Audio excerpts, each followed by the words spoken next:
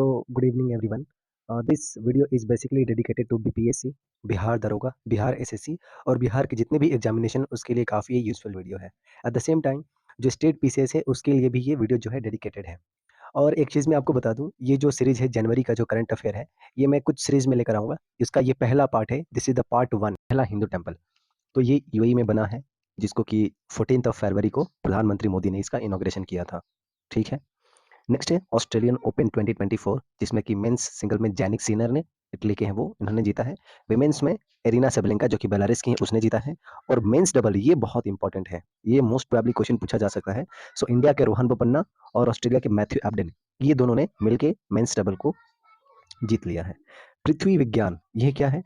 तो नरेंद्र मोदी जो प्रधानमंत्री हमारे हैं, उन्होंने इसको लॉन्च किया है और ये एक स्कीम है बेसिकली जो हमारा अर्थ सिस्टम है उसके अंडरस्टैंडिंग को लेकर, किस तरीके से अर्थ को हम बेहतर तरीके से समझ सकते हैं, उसके वेरियस इवेंट को, उसके इंटरेक्शन को, उसको समझने के लिए एक स्कीम है जिसका नाम है पृथ्वी विज्ञान। ठीक है? मिनिस्ट्री ऑफ अर्थ साइंस ने इसको लेकर आया है और ये 2021 से 2026 तक इसका टोटल जो प्रोग्राम का जो है टाइम पीरियड होगा। तो ये हो गया। नेक्स्ट हमारे पास है 7th India Nepal joint commission meeting. India और नेपाल के बीच में 7वां जो मीटिंग अभी हुआ है और उसमें ये तय किया गया है कि इंडिया जो है इंपोर्ट करेगा 10,000 megawatt of hydro electricity from Nepal. Question कैसे पूछा जा सकता है कि 10,000 मेगावाट जो इलेक्ट्रिसिटी है वो किस देश से इंडिया जो है इंपोर्ट करने वाला है, दैट इज नेपाल। ठीक है? तो ये हो गया। Next 81st global globes award 2024। देखो इसमें ओपेनहाइमर को बहुत सारे अवार्ड मिले हैं। ठीक है क्या? तो बेस्ट फिल्म का अवार्ड भी ओपेनहाइमर को मिला है। बेस्ट एक्ट्रेस का अवार्ड जो मिला है lily Gladstone killer of the flower moon के लिए।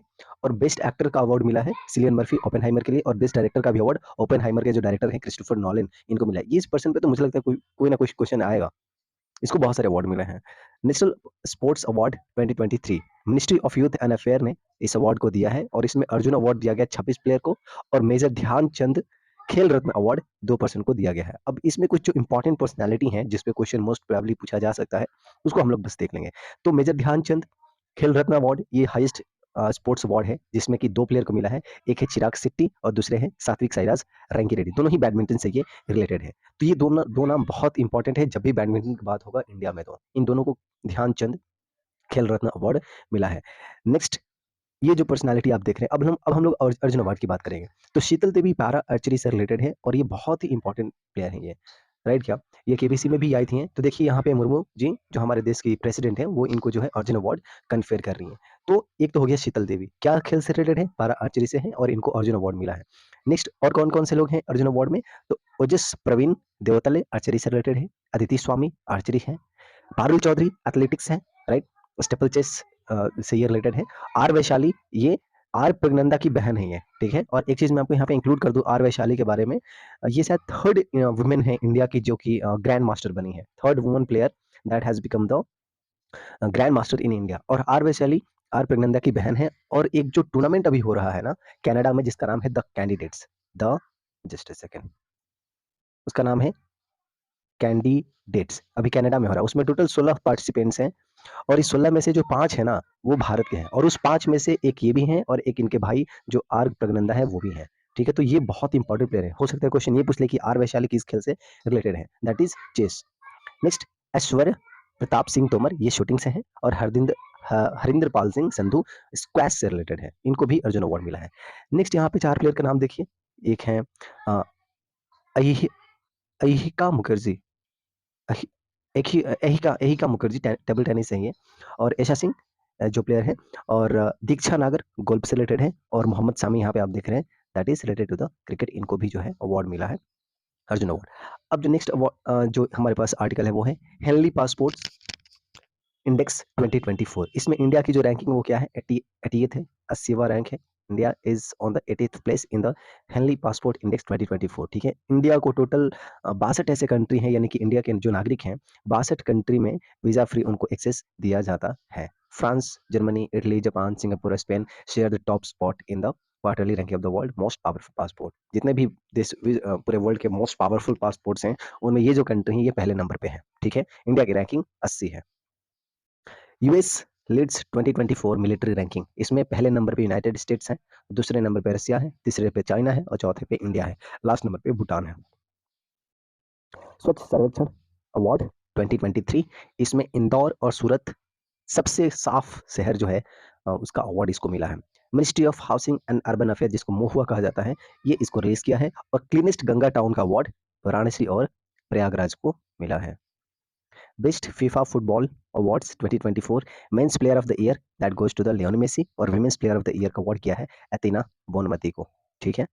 नेक्स्ट, प्रधानमंत्री राष्ट्रीय बाल पुरस्कार 2024, इस पे क्वेश्चन पूछा जा चुका है बीपीएससी में पिछले कुछ ईयर्स में। इससे रिलेटेड क्वेश्चन पूछा गया था। तो इसमें 19 बच्चों को ये अवार्ड दिया गया है इस बार, जिसमें कि बिहार का जो बच्चा है उसका नाम है एमडी हुसैन, और ये आर्ट और कल्चर से रिलेटेड है। तो that is very important. MD Hussain Bihar का लड़का है जो कि आर्ट एंड कल्चर से, उसको प्रधानमंत्री राष्ट्रीय बाल पुरस्कार 2024 में उसको अवार्ड मिला है। नेक्स्ट है ICC award 2023, that is very important. तो इस साल का यानी कि लास्ट ईयर का मतलब men's cricketer of the year का अवार्ड ऑस्ट्रेलिया के जो कैप्टन है पैट कमिंस को मिला है। ठीक है। Men's ODI cricketer of the year का अवार्ड गया है विराट कोहली को, और men's test cricketer of the year का अवार्ड गया है उस्मान ख्वाजा जो कि ऑस्ट्रेलिया के हैं। अब विमेन की बात करते हैं, तो ICC women cricketer of the year का अवार्ड गया है इंग्लैंड की जो ऑलराउंडर है नैट सीवर ब्रंट, उनको गया है। और महिलाओं के लिए ODI cricketer of the year का अवार्ड गया है चमारी अत्तापत्तू जो कि श्रीलंका की है। और मेंस टी20 international cricketer of the year का अवार्ड गया है सूर्य कुमार यादव को, जो कि दूसरी बार इनको लगातार मिल रहा है। 2022 में भी जो टी20 international cricketer of the year award जो था वो सूर्य कुमार यादव को मिला था, और इस बार भी इनको ही मिला है। और 2023 का जो विमेन का टी20 international cricketer of the year का अवार्ड जो है वो मिला है हेली मैथ्यूज जो कि वेस्ट इंडीज की कैप्टन है। हेली मैथ्यूज आपको नाम से लग रहा होगा कि ऑस्ट्रेलिया की, लेकिन नहीं, this is the player that belongs to the waste Indies की कैप्टन है। तो ये सब नाम अपने को ध्यान रखना। ICC men's emerging cricketer of the year award New Zealand के रचिन रविंद्र को मिला है, और महिलाओं में जो है ऑस्ट्रेलिया की फोबे लिस्टफील्ड को मिला है। ठीक है। नेक्स्ट हमारे पास जो आर्टिकल है दैट इज पद्मा अवार्ड से लेकर, तो इस बार 2024 के लिए टोटल 132 अवार्ड डिक्लेयर किया गया है। ये that is very very important. 132 ये याद रखना है। उस 132 में से 5 पद्म विभूषण दूसरे नंबर पे, 17 मिला है पद्म भूषण, और 110 मिला है पद्म श्री अवार्ड। अब हम लोग को सब नहीं देखना है, हमें सिर्फ वो देखना है जो कि हमारे एग्जाम के पर्सपेक्टिव से लिए इंपॉर्टेंट है। तो ये 5 नाम तो देख लेते हैं जो कि पद्म विभूषण से हैं, जिसमें कि पहला कौन सा है, मिस वैजयंती बाली जो कि आर्ट एंड कल्चर से रिलेटेड है, शी इज फ्रॉम तमिलनाडु। और दूसरा जो नेम है वो है श्री कोनिडेला चिरंजीवी, आर्ट से रिलेटेड है, आंध्र प्रदेश से। श्री एम वेंकटैया नायडू जो कि आंध्र प्रदेश के ही पब्लिक अफेयर्स रिलेटेड है, इनको भी पद्म विभूषण मिला है। और श्री बिंदेश्वर पाठक बिहार की पर्सनालिटी है, सोशल वर्क के लिए इनको मिला है, he is the personality, Shri Bindeshwar Pathak. ये नाम आपको ध्यान में रखना है, हो सके कि आपको क्वेश्चन पूछ लिया जाए। अभी हमने देखा बिहार दरोगा में क्वेश्चन पूछ लिया गया था कर्पूरी ठाकुर पे, राइट क्या। तो ये चीज है। उसके बाद मिस पद्मा सुब्रमण्यम जो कि आर्ट्स से रिलेटेड है, इनको भी है इस साल का पद्म विभूषण अवार्ड मिला है। तो ये 5 पर्सनालिटी का नाम अपने को याद रखना है। इसमें से एक नाम ये जरूर याद रखें हम लोग, एम वेंकैया नायडू। ठीक है। ये he is farmer vice president of India. ठीक है। जो अभी धांकड़ साहब जो है ना वाइस प्रेसिडेंट, इनके पहले जो वाइस प्रेसिडेंट थे वो कौन थे, एम वेंकैया नायडू ही तो थे। ठीक है। अब अपने को क्या याद रखना है, पद्म भूषण का। तो बिहार से जो पर्सनालिटी जिनको कि पद्म भूषण अवार्ड मिला है, श्री चंदेश्वर प्रसाद ठाकुर जो कि मेडिसिन के फील्ड में इनको मिला है। उसी तरीके से पद्मश्री में जो 4 लोगों को मिला है बिहार से, उनका नाम कुछ इस तरीके से है। श्री सुरेंद्र किशोर जो कि जर्नलिज्म, लिटरेचर एंड एजुकेशन की फील्ड में है। श्री राम कुमार मलिक आर्ट के फील्ड में है। मिस शांति देवी पासवान और उनके पति श्री शिवम पासवान को आर्ट के फील्ड में मिला है, जबकि डुओ है, एक साथ 2 पर्सन को मिला है एक ही फील्ड में। और श्री अशोक कुमार विश्वास जिनको कि आर्ट के क्षेत्र में मिला है। तो ये 4 पर्सनालिटी इनको पद्मश्री में मिला है, एक पर्सनालिटी बिहार से पद्म भूषण में मिला है, और एक पर्सनालिटी जिनका नाम है श्री विंदेश्वर पाठक, उनको पद्म विभूषण मिला है जो कि सोशल वर्क के फील्ड से मिला है। नेक्स्ट हमारे पास जो आर्टिकल है that is related to the 69th film fair award 2024। ये कहाँ पे होल्ड किया गया है, गुजरात के गांधीनगर में। बेस्ट फिल्म का अवार्ड किसको मिला है, ट्वेल्थ फेल जो फिल्म है इसको बहुत सारे अवार्ड मिले हैं। इनफैक्ट आप देखिए बेस्ट डायरेक्टर का भी अवार्ड इसी फिल्म के लिए विनोद चोपड़ा को मिला है। अच्छा, best actor in the leading role के लिए जो अवार्ड मिला है इस अवार्ड में दैट इज रणवीर कपूर को एनिमल के लिए मिला है। ठीक है। बेस्ट एक्टर का अवार्ड महिलाओं के क्षेत्र में, महिलाओं के फील्ड में किसको मिला है, तो आलिया भट्ट को मिला है रॉकी और रानी की प्रेम कहानी के लिए। बेस्ट एक्टर का अवार्ड किसको मिला क्रिटिक्स के लिए, दैट इज विक्रांत मैसी को मिला है फॉर द ट्वेल्थ फेल। ठीक है। लाइफ टाइम अचीवमेंट अवार्ड किसको मिला है, डेविड धवन। सो ये जितने भी अवार्ड अभी हमने देखा that is all related to the 69th film fair award 2024। ये कहाँ पे हुआ है, गुजरात में। Next is 16th finance commission, that is very important. अभी हमने देखा कि जो बिहार प्रोहिबिशन का जो एग्जामिनेशन होता है एसआई वाला, उसमें प्रीलिम्स पे इस पे क्वेश्चन पूछा गया था, क्योंकि जनवरी में ये न्यूज आया था। तो 16th फाइनेंस कमीशन का जो चेयरमैन वो बन गए हैं अरविंद बनगरिया, और ये नीति आयोग के वाइस प्रेसिडेंट या वाइस चेयरमैन जो है थे, ये वाइस चेयरमैन थे। ठीक है, नीति आयोग के। So this is the personality. और 16th फाइनेंस कमीशन कब से शुरुआत हो रहा है, तो वो पीरियड होगा अप्रैल 1 2026 से। अगला जो हमारे पास आर्टिकल है that is finance stability report. ये किसके द्वारा रिलीज किया जाता है, that is by reserve bank of India. Next 19th centre of WEF that is world economic forums fourth industrial revolution network that is 4IR, ये कहाँ पे स्टैब्लिश किया जा रहा है? ये किया जा रहा है हैदराबाद में। देखो क्वेश्चन क्या पूछा जाएगा इसे, क्वेश्चन ये पूछा जाएगा कि fourth industrial revolution network WEF का उसका 19वां सेंटर कहाँ पे खोला जा रहा है इंडिया में? That is Hyderabad. अब ये भी पूछा जा सकता है कि जो फोर्थ इंडस्ट्रियल रिवॉल्यूशन नेटवर्क है, ठीक है, जो कि हैदराबाद में खोला गया है, वो किस ऑर्गेनाइजेशन का है? That is WEF। ये भी पूछा जा सकता है कि ये कौन सा सेंटर है जो WEF का, जो कि हैदराबाद में खोला गया, दैट इज 19th। तो तीन चार क्वेश्चन तरीके तरीके से आपको यहाँ से पूछा जा सकता है। अब बात ये है कि ये क्या चीज़ के लिए है? तो ये जो सेंटर है that is related to that is basically dedicated होगा health technology, just a second, health technology और लाइफ साइंस को लेकर के, ठीक है जी। नेक्स्ट है एचडीएफसी बैंक। देखो एचडीएफसी बैंक जो इंडिया का largest private sector land bank है, लेंडर है मतलब, जो कि उधार देता है। सो इसका जो नया ब्रांच है वो ये ओपन करने वाला सिंगापुर में। क्वेश्चन आपसे ये पूछा जा सकता है कि एचडीएफसी जो बैंक है इंडिया का, वो कौन से देश में अपना बैंक खोलने जा रहा है, ब्रांच खोलने जा रहा है, या ये पूछा जा सकता है कि सिंगापुर में जो एक नया ब्रांच खोला गया है इस बैंक का, उस बैंक का नाम बताइए। तो किसी तरीके से क्वेश्चन पूछा जा सकता है। अब इंडिया की इक्विटी मार्केट की बात कर लेते हैं। तो इंडिया का इक्विटी मार्केट में जो स्टैंडिंग है, जो पोजीशन है, वो कौन सा है? फोर्थ पोजीशन है। और आपको एक बात बता दें, इंडिया ने हांगकांग को रिप्लेस कर दिया है, ठीक है, इसमें। अब टोटल वैल्यू कितना है? तो टोटल वैल्यू है $4.33 ट्रिलियन। तो इंडिया का जो इक्विटी मार्केट का जो वैल्यू है आज के डेट में, वो $4.33 ट्रिलियन है, राइट क्या? और पोजीशन क्या है? चौथा है। पहले नंबर पे कौन है? यूएसए है, दूसरे नंबर पे चाइना है, और तीसरे नंबर पे जापान है। यानी कि UCJI, U chief justice of India, that is the trick of the equity market in the world, जिसका रैंकिंग अगर हम बात करें तो, ठीक है जी। नेक्स्ट है direct tax to GDP ratio. इसमें इंडिया का जो मतलब जो क्या बोलते हैं, डायरेक्ट टैक्स का जो कंट्रीब्यूशन है जीडीपी रेशियो में, वो क्या है? 6.11% है। यानी कि टोटल जो हमारे पास जीडीपी है उसमें डायरेक्ट टैक्स का क्या कंट्रीब्यूशन है? That is 6.11%। और ये इंक्रीज इसलिए किया है क्योंकि बहुत सारे लोग जो है अब क्या कर रहे हैं, कहीं ना कहीं कंट्रीब्यूशन दे रहे हैं अपना डायरेक्ट टैक्स में, ठीक है। Next is which company secures eligibility for the governments production linked incentive scheme, जिसको कि PLI स्कीम कहते हैं। पहले ये समझिए कि ये स्कीम है क्या। बेसिकली ये जो स्कीम है, वो इंडिया में मैन्युफैक्चरिंग को बूस्ट करने के लिए एक स्कीम लाया गया है। बहुत सारे इंसेंटिव दिया जाएगा उस कंपनी को, उस ऑर्गेनाइजेशन को जो यहाँ पे प्रोडक्शन करेगा, ठीक है क्या। उसके कुछ क्राइटेरिया दिया गया है कि ये आपको फॉलो करना है। तो उस क्राइटेरिया को फॉलो करते हुए जो नई कंपनी इसमें इंक्लूड हो गई है, उसका नाम है क्या? ओला इलेक्ट्रिक। नेक्स्ट क्वेश्चन है विजिलेंस जर्नल। ये जो मैगजीन है पहल, जो कि विजिलेंस जर्नल है, वो किसके द्वारा रिलीज किया गया है? That is IREDA. इरेडा है मतलब कि Indian renewable energy development agency. इसके MD और चेयरमैन कौन है? दैट इज प्रदीप के दास। तो कुछ भी क्वेश्चन आपको पूछा जा सकता है। नेक्स्ट क्या है? India's largest electrolyser and fuel cell based green hydrogen pilot project, ये कहाँ पे स्टैब्लिश किया जा रहा है? दैट इज ऋषिकेश, उत्तराखंड में। नेक्स्ट क्या है? गेल, जो gas authority of India limited है, वो किस देश से एक एग्रीमेंट साइन किया है? तो दैट इज UAE। अब ये एग्रीमेंट साइन क्यों किया है? तो वहां से लिक्विफाइड नेचुरल गैस को क्या करने के लिए? इंपोर्ट करने के लिए। कितना करेगा इंपोर्ट? तो 0.5 मिलियन टन जो है वो इंपोर्ट करेगा। कितने साल तक करेगा? 10 साल तक करेगा। तो क्वेश्चन ये पूछा जा सकता है कि किस कंपनी ने साइन किया है, किस देश के साथ साइन किया है, किसके लिए साइन किया है, कितने साल तक साइन किया है, और कितना वो किया है साइन, मतलब कि कितना वो इंपोर्ट करने वाला है। तो कितने तरीके से क्वेश्चन आपको यहाँ से पूछा जा सकता है। Next democratic Republic of Congo, उसका जो नया प्रेसिडेंट बन गया है दैट इज फेलिक्स त्सिसेकेदी। अब DRC का कैपिटल क्या है? That is Kinshasa. अब मैंने इसलिए इसको इंक्लूड किया है क्योंकि अभी हमने देखा रिसेंटली कि जो बिहार दरोगा का एग्जामिनेशन हुआ था प्रीलिम्स वाला 2023 में दिसंबर में, उसमें कहीं ना कहीं कैपिटल पे क्वेश्चन पूछा गया था। हमने देखा माली पे ऑप्शन था, नाइजीरिया था, बुर्किना फासो का था। तो इस तरीके से अब जो कंट्री न्यूज में है खास करके अफ्रीकन, तो उसको हमको कैपिटल भी ध्यान में रखना पड़ेगा। चड का नया प्राइम मिनिस्टर बना है ससेस मासरा। तो चड का जो कैपिटल है दैट इज इन जमेना, ठीक है जी। तो ये चीज अपने को ध्यान में रखना है। नेक्स्ट 2024 ब्रिक्स समिट कहाँ? रसिया। बांग्लादेश की जो प्राइम मिनिस्टर है जिनका नाम है शेख हसीना, ये पांचवी बार फिर से ये प्राइम मिनिस्टर बन गई है, ठीक है। इनकी जो पार्टी का नाम है वो है अवामी लीग। और आपको बता दें कि world's longest serving female head of the government ये बन गई है, यानी कि विश्व में सबसे ज्यादा टाइम तक अगर कोई महिला रूल की है, she is the PM Sheikh Hasina of the Bangladesh, right.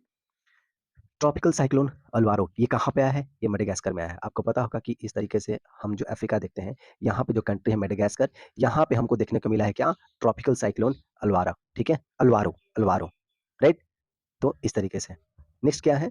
Gabriel अटेल। Gabriel अटेल कौन है? तो he has become the France new prime minister. और आपको एक बात बता दे, the first openly gay official to hold this prestigious position, पहला आदमी बन गया है जो कि गे पर्सनल है, जो ऑफिशियली डिक्लेयर किया गया है इस प्रेस्टिजियस पोजीशन के लिए। तो गैब्रियल अटेल, आप पे क्वेश्चन पूछा जा सकता है, जो कि गे है, ट्रांसजेंडर है, वो किस देश के प्रधानमंत्री बन गए? That is the France. Next है सिंगापुर का चांगी एयरपोर्ट जो है वो विश्व का सबसे बढ़िया एयरपोर्ट डिक्लेयर कर दिया गया है 2023 के लिए। सो 2023 का जो बेस्ट एयरपोर्ट अवार्ड है वो किसको मिला है? सिंगापुर का चांगी एयरपोर्ट। आपसे भी पूछा जा सकता है कि चांगी एयरपोर्ट जिसको कि बेस्ट एयरपोर्ट अवार्ड मिला है वो किस देश का है? That is Singapore. ठीक है जी। नेक्स्ट क्या है? सेरिंग सोबगे। सेरिंग सोबगे जो है भूटान के प्राइम मिनिस्टर बन गए हैं और ये लगातार दूसरी बार ये बन गए हैं। ठीक है। अब जो है क्वेश्चन देखते हैं साउथ कोरिया के बारे में। तो South Korea's parliament made history by passing a ground breaking bill that bans the eating and selling of the dog meat. तो आपसे क्वेश्चन ये पूछा जाएगा कि डॉग के मीट को खाना और बेचना दोनों को बैन किया गया है किस देश के द्वारा? That is south Korea. ठीक है। Next Einstein probe, that is very important. Einstein probe एक एस्ट्रोनॉमिकल सैटेलाइट है, वो किस देश का है? वो चाइना का है। ये किस लिए है? इसका काम क्या है? तो ये क्या करेगा? जो मिस्टीरियस ट्रांजिएंट फिनोमिना है जो यूनिवर्स में होता है, बहुत सारे फिनोमिना यूनिवर्स में हैपनिंग हो रहे होते हैं, उसको क्या करना? उसको कैप्चर करना, ये इसका क्या है? ऑब्जेक्टिव है। तो आइंस्टीन प्रोब नाम से नहीं लग रहा है कि चाइना का है, क्योंकि जनरली चाइना का जो नाम होगा वो चाइनीज़ कहीं न कहीं वो साउंड करता है। तो आपको एक फँसाया जा सकता है। हो सकता है आपको लगे कि यूएसए का हो सकता है, लेकिन नहीं, that is it, that is of China. William Lai Ching te, ये कौन है भाई? तो ये प्रेसिडेंट बन गए हैं ताइवान के, that is very important. William Lai Ching te, that is the new president of the Taiwan. ठीक है? नेक्स्ट काबो वर्दे, ये क्या है भाई? सो काबो वर्दे एक कंट्री है जो कि मलेरिया फ्री घोषित कर दिया गया है डब्ल्यूएचओ के द्वारा। काबो वर्दे है कहाँ? तो काबो वर्दे देखिए यहाँ पे, ये लोकेशन रहा। ये हमारा अफ्रीका है, ये आपको नॉर्थ अमेरिका, साउथ अमेरिका, ये जो रीजन आप देख रहे हैं, just this point where I have pointed red colour, that is, just a second, आप यहाँ पे देखिए, ये है आपका क्या? ये है कोप वर्दे, कैबो वर्दे, राइट? Just a second. अब आते हैं हम लोग सऊदी अरबिया के बारे में। तो सऊदी अरबिया ने अपना पहला अल्कोहल स्टोर क्या किया? ओपन किया है। आपसे क्वेश्चन पूछा जा सकता है किस देश ने recently has open it's first alcohol store? That is Saudi Arabia. क्यों? क्योंकि डिप्लोमेट्स वगैरह के लिए ओपन किया। पता है कि आपको बहुत सारे देश के लोग होते हैं, so they require such kind of thing, right? So next question है about French president Emmanuel Macron जो है इस बार के, जो हमने 75th रिपब्लिक डे सेलिब्रेट किया, उस टाइम ये चीफ गेस्ट थे। तो इस साल के जो चीफ गेस्ट थे that is French president Emmanuel Macron. ठीक है। नेक्स्ट है कोमोरोस न्यू प्रेसिडेंट कौन बन गया भाई? तो अजाली अस्सुमानी। और कैपिटल कहाँ है? तो मोरोनी। कोमोरोस कहाँ है? तो कोमोरोस ये रहा, ये है कोमोरोस, मेडागास्कर के जस्ट पास में है। यहाँ पे थोड़ा सा आप देखिएगा, ये मेडागास्कर है और यहाँ पे कोमोरोस है। ठीक है। सुल्तान इब्राहिम जोहर, ये कौन है? तो मलेशिया के 17वें ये राजा या किंग बन गए हैं। तो Sultan Ibrahim has become the Malaysia's 17th king, नाम याद रखिएगा। बुर्किना फासो, माली और नाइजर, ये तीन कंट्री ने क्या किया है? इकोवॉस ग्रुप से क्या कर गए हैं? विड्रॉ कर गए हैं। अब इकोवैस है क्या? तो इकोवास बेसिकली जो वेस्ट अफ्रीका है उसका कुछ जो कंट्री है उसका एक रीजनल ग्रुप है जो कि पॉलिटिकल और इकोनॉमिक की बात करता है। ठीक है। तो वेस्ट अफ्रीकन कंट्री का एक ग्रुप है जिसको कि इकोवास कहा जाता है, जो बेसिकली पॉलिटिकल और इकोनॉमिक की प्रोस्पेरिटी के लिए वो बात करता है। अगर लोकेशन की बात करें तो आप यहाँ पे देखिए, ये रहा Burkina Faso, just a second, ये बुर्किना फासो, ये रहा आपका माली और यहाँ पे रहा नाइजर, राइट क्या?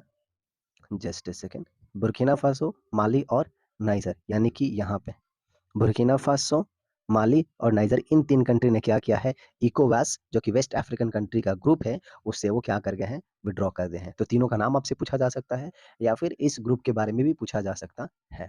ठीक है। अब आते हैं हम लोग 12th दिव्य कला मेला, ये कहाँ पे ऑर्गेनाइज किया गया है? ये किया गया सूरत के गुजरात में। ये है क्या? तो बेसिकली जो दिव्यांग एंटरप्रेन्योर्स है ना, उनका जो जो प्रोडक्ट है, उनका जो क्राफ्टमैनशिप है, उसको दिखाने का एक मेला है, एक फेयर है, जो कि ऑर्गनाइज़ किया गया है। आपसे ये पूछा जा सकता है कि बताइए कि ये कहाँ पे ऑर्गनाइज़ किया गया है या इसका पर्पज़ क्या है? ठीक है जी, किसके द्वारा ऑर्गनाइज़ किया गया है? तो basically ministry of social justice के द्वारा इसको ऑर्गनाइज़ किया गया है। सागर परिक्रमा, ये क्या है भाई? तो सागर परिक्रमा एक government initiative focused on the welfare of the fishing community and coastal development. जो हमारी फिशिंग कम्युनिटी है, जो लोग मछुआरे होते हैं, जो कोस्टल डेवलपमेंट जो है, उसको क्या करने के लिए, जैसे आप देखिए ये कोस्टल एरिया हमारा हो गया, ये वाला कोस्टल एरिया हो गया, तो यहाँ पे जो कम्युनिटी रहती है, ये जो रीजन है, इसको डेवलप करने के लिए, इसके प्रॉस्पेरिटी के लिए हमने जो प्रोग्राम लेकर आया जिसका नाम क्या है? सागर परिक्रमा।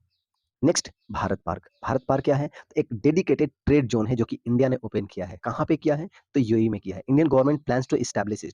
अब इसमें होगा क्या? तो India will featuring showrooms and warehouses to display and store Indian made goods for a global audience. पूरे विश्व को दिखाने के लिए जो भी हमारे इंडियन मेड जो गुड्स हैं, जो प्रोडक्ट हैं, वहाँ पे क्या किया जाएगा? शो किया जाएगा, जिसका नाम क्या है? भारत पार्क। कहाँ पे किया गया है? यूएई। और ये क्या है? एक डेडिकेटेड ट्रेड जोन है। तो किसी भी तरीके से आपको क्वेश्चन पूछा जा सकता है इसमें। नेक्स्ट क्या है? प्रसादम। ये क्या है भाई? तो इंडिया इंडिया का nation first healthy and hygienic food street है, जो कि कहाँ पे ओपन किया गया है? उज्जैन, मध्य प्रदेश में। Prasadam. Wings India 2024 that is very important, कहाँ पे ऑर्गेनाइज़ किया गया है? हैदराबाद के बेगमपेट एयरपोर्ट पे इसको किया गया है। कब से कब हुआ है? जनवरी 18 से 21 को हुआ है। Marking countries most significant civil aviation event, Bharat का सबसे इंपॉर्टेंट एक सिविल एविएशन इवेंट जो है ये ऑर्गेनाइज किया गया है। किसके द्वारा किया गया है? देखिए जॉइंट ऑर्गेनाइज इसको द्वारा जॉइंटली इसको ऑर्गेनाइज किया गया है मिनिस्ट्री ऑफ सिविल एविएशन और फिक्की के द्वारा। ठीक है। नेक्स्ट है 27th नेशनल यूथ फेस्टिवल, ये कहाँ पे ऑर्गेनाइज किया गया है? दैट इज नासिक, महाराष्ट्र में किया गया है। 27वां नेशनल यूथ फेस्टिवल ये किया गया है नासिक, महाराष्ट्र में। यूथ दिवस कब मनाया जाता है? 12 जनवरी को।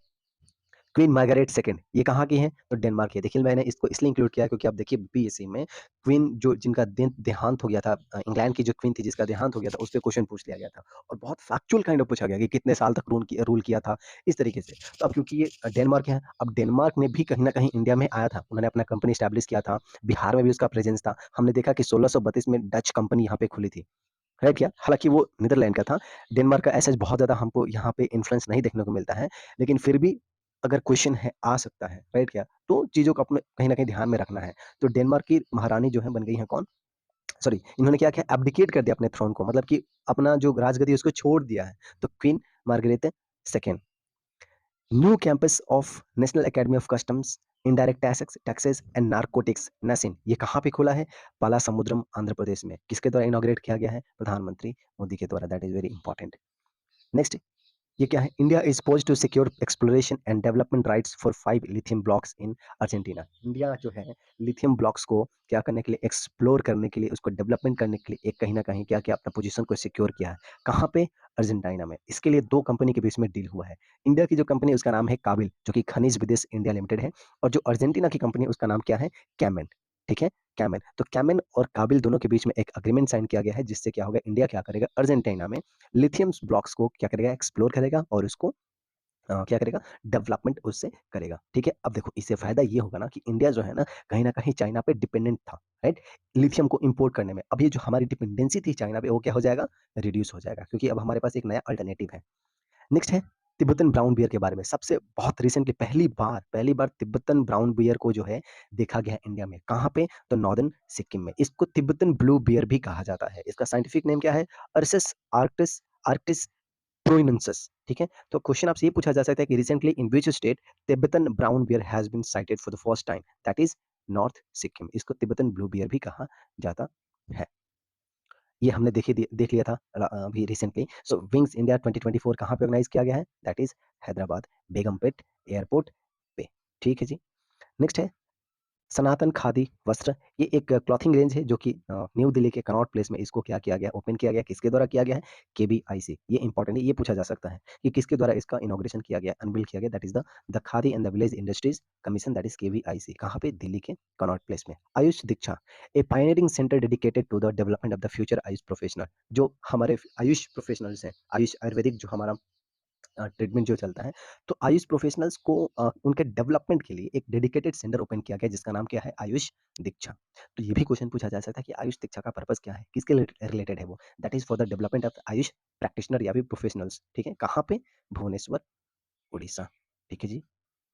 नेक्स्ट है 14th edition of annual all India police commando competition AIPCC। ये कहाँ पे ऑर्गेनाइज किया गया? दैट इज विशाखापट्टनम का पुलिपदा। आपको बता दें कि ये जो क्वेश्चन है बिहार मेंस का, बिहार दरोगा का जो मेंस हुआ था 25 फरवरी को, उसमें क्वेश्चन ये आया था। तो ये बहुत इस तरीके से क्वेश्चन आते रहते हैं, राइट क्या? लार्जेस्ट साइमल्टेनियस सूर्य नमस्कार कहाँ पे ऑर्गेनाइज किया गया है? गुजरात में। एक कहीं ना कहीं एक वर्ल्ड रिकॉर्ड बना दिया, गिनीज वर्ल्ड रिकॉर्ड में नाम इसका शायद इंक्लूड हुआ है। फिफ्थ एडिशन ऑफ गणोत्सव 2024 ये कहाँ पे मनाया गया? असम में मनाया गया। ठीक है। State wide assessment aimed at evaluating the performance of approximately 40 lakh students across government school. तो जो गवर्नमेंट स्कूल में जो बच्चे पढ़ते हैं उनको कहीं ना कहीं असेस करने का, उनको इवेलुएट करने का एक क्या है? एक इवेंट है जिसका नाम है गुणोत्सव 2024। कहाँ पे मनाया जाता है? असम। या किस राज्य सरकार के द्वारा इसको ऑर्गेनाइज किया जाता है? That is Assam. रश्मि शुक्ला महाराष्ट्र की ये डीजीपी बन गई हैं और she has been the first woman to hold this prestigious position in the state. Next है योगश्री, योगश्री वेस्ट बंगाल का एक स्कीम है। अब यह है क्या, एक सोशल वेलफेयर स्कीम है। बेसिकली जो वहाँ के जो एससी और एसटी स्टूडेंट्स हैं, शेड्यूल कास्ट और शेड्यूल ट्राइब्स के जो स्टूडेंट्स हैं, उनको क्या करने के लिए एक फ्री ट्रेनिंग प्रोवाइड करने के लिए, खास करके जो कॉम्पिटिटिव एग्जामिनेशन है, उनको हेल्प करने के लिए, उस एग्जामिनेशन में उनको पढ़ाई के लिए हेल्प करने के लिए एक स्कीम लेकर आया गया है, जिसका नाम है योग्यश्री। किसके द्वारा? वेस्ट बंगाल के द्वारा। अपादी conservation reserve, that is very important. ये एक नया कंजर्वेशन रिजर्व है। कहाँ पे है ये? That is Maharashtra. तो आपसे क्वेश्चन ये पूछा जाएगा कि अत्तापदी कंजर्वेशन रिजर्व कहाँ पे है? तो सांगली डिस्ट्रिक्ट में, महाराष्ट्र। अभी आपने देखिए रिसेंटली बिहार एसआई का जो एग्जामिनेशन हुआ था मेंस का, उसमें पहला ही जो क्वेश्चन था वो था कि अमनगढ़ टाइगर रिजर्व कहाँ पे स्टैब्लिश है? That is Uttar Pradesh. तो क्वेश्चन इस तरीके से आते हैं, राइट क्या? इसीलिए मैंने इस चीज को इंक्लूड में करके ले चल रहा हूँ। इंडिया का इनॉग्रल डार्क स्काई पार्क ये कहाँ पे मिला है, बनाया गया है? दैट इज महाराष्ट्र के पेंच टाइगर रिजर्व में। और एशिया का ये 5वां डार्क स्काई पार्क है, ठीक है। और इंडिया का पहला डार्क स्काई पार्क कहाँ पे है? That is Pench tiger reserve, जो कि महाराष्ट्र में है, ठीक है। फर्स्ट एवर बीच गेम कहाँ पे किया गया है? दैट इज घोगला बीच, दीव में। दीव आप देखिए कहीं आपको यहाँ पे देखने को मिलेगा, तो दीव में, घोगला बीच में पहला बीच गेम 2024 ऑर्गेनाइज किया गया है। मध्य प्रदेश इसमें क्या किया है? चैंपियन बन गया है, ठीक है, यानी कि जीत गया है। Next, fourth edition of the Rusoma orange festival, ये कहाँ पे मनाया गया है? नागालैंड के कोहिमा डिस्ट्रिक्ट पे, Rusoma orange festival in Nagaland. The SMPP Shri Mandir Parikalpana परिक्रमा प्रकल्प ये कहाँ पे बनाया गया है? That is in the Shri Jagannath temple. आपको पता है कि 12th सेंचुरी का ये क्या है? एक टेम्पल है। That is very very important, ठीक है, ओडिशा में ही है। यहाँ पे भी रिसेंटली ना क्या किया कि एक परिकल्पना बनाया गया है इस तरीके से। मान लो कि ये टेम्पल है, ये टेम्पल है, तो टेम्पल के चारों ओर इस तरीके से बनाया गया है परिक्रमा करने के लिए, जो कि 75 मीटर वाइड होगा। तो ये चीज अपने को ध्यान में रखना है, किस टेम्पल के लिए बनाया गया है? That is Shri Jagannath temple के लिए बनाया गया है, ठीक है क्या। नेक्स्ट है 63rd gathering of the central geological programming board, ये कहाँ पे बना है? दैट इज भोपाल, मध्य प्रदेश में ये मीटिंग हुआ है, ठीक है। सेंट्रल जियोलॉजिकल प्रोग्रामिंग बोर्ड का 63वां मीटिंग कहाँ पे हुआ है? भोपाल में हुआ है, मध्य प्रदेश में। Statue of social justice, that is very important, ये कहाँ बना है? विजयवाड़ा, आंध्र प्रदेश में। आंध्र प्रदेश में स्टैच्यू ऑफ सोशल जस्टिस बना है। ये किसकी स्टैच्यू है? That is of the B.R. Ambedkar, ठीक है। और विश्व की सबसे टालेस्ट स्टैच्यू है B.R. अम्बेडकर की, ठीक है।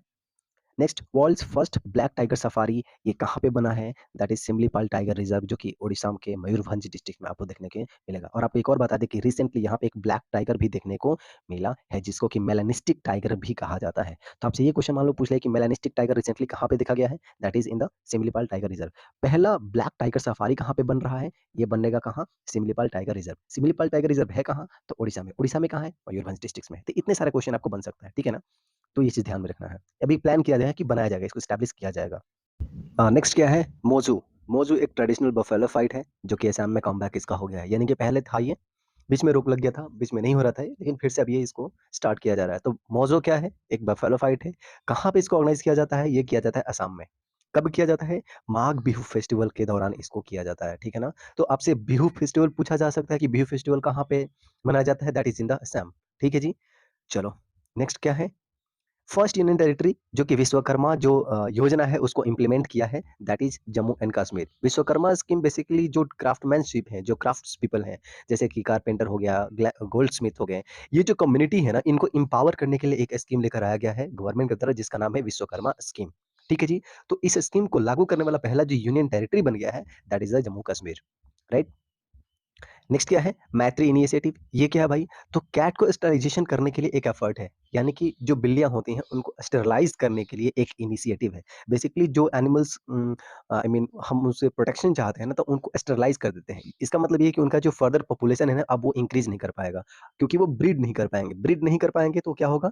उनका जो पॉपुलेशन है वो फर्दर इंक्रीज नहीं कर पाएगा। इस तरीके से एनिमल का जो पॉपुलेशन है उसको कंट्रोल में लाया जाता है। तो इस तरीके से कैट को स्टरलाइज करने के लिए एक एफर्ट किया गया, जिसका नाम है मैत्री इनिशिएटिव। अब क्वेश्चन ये पूछा जा सकता है कि कहाँ पे इसको शुरुआत किया गया है? That is the Bangalore. Bangalore ने इसका क्या किया है? शुरुआत किया है। तो मैत्री इनिशिएटिव है क्या? किसके द्वारा शुरू किया गया है? ये चीज अपने को ध्यान में रखना है। नेक्स्ट क्या है? प्रेरणा। प्रेरणा एक एक्सपेरियंशियल लर्निंग प्रोग्राम है।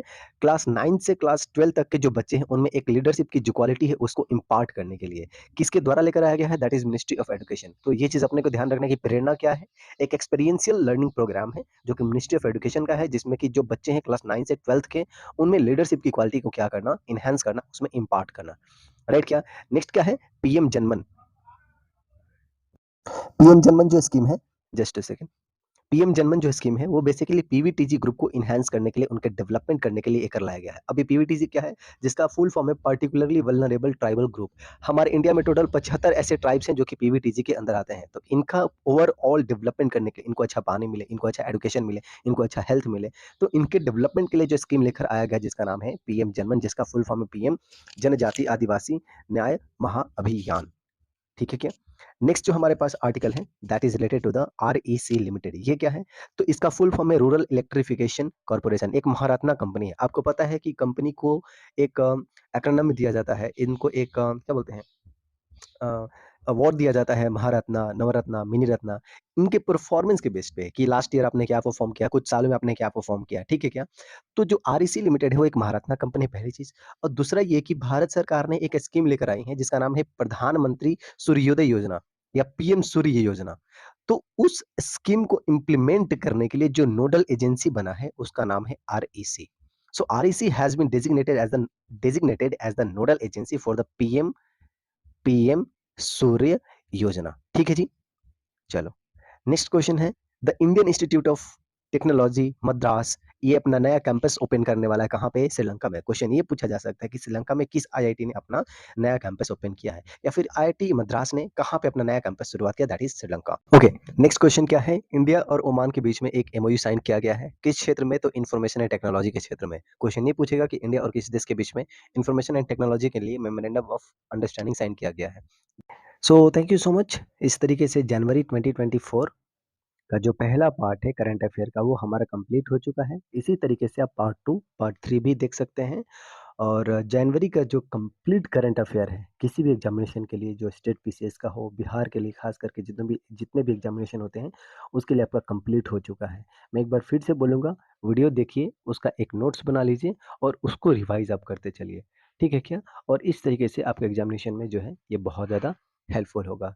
So thank you so much again, and I hope this video will going to help you out in your examination. Thank you so much. Have a great day ahead.